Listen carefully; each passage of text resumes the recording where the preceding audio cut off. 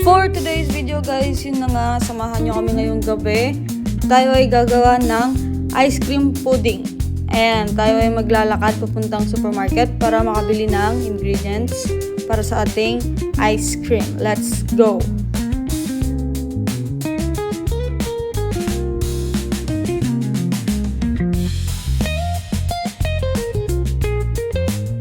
A few inches later.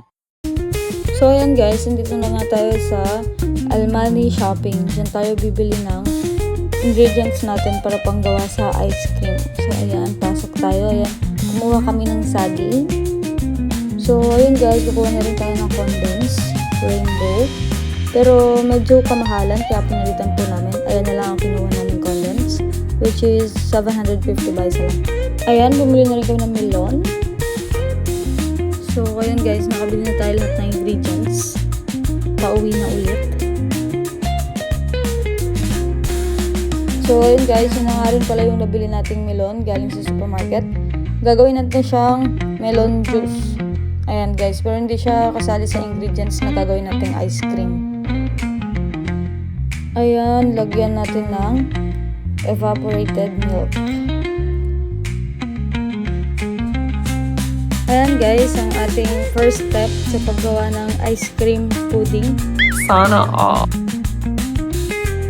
Ayan, tapos ilalagay yung all-purpose cream na galing ref.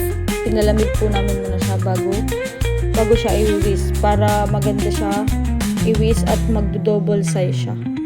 Ayan guys, keep whisking lang hanggang mag-double size, tapos ilagay yung condense. Kami guys, dalawang all-purpose can ang nilagay namin. Tsaka binuhos na rin namin yung isang can na condensed milk.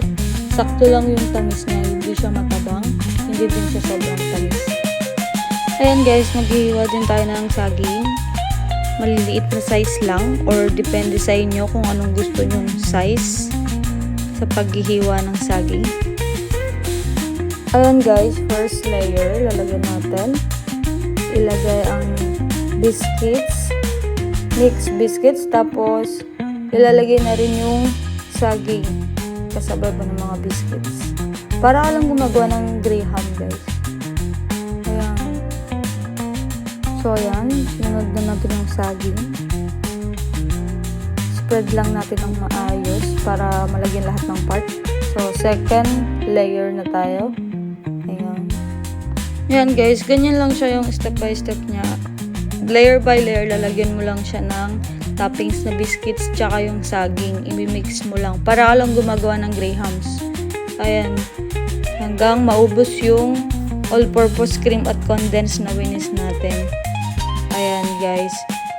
Tapos, pagka naubos na, tatakpan mo lang din sa taas. Tapos, ilalagay mong topping yung lotus biscuits.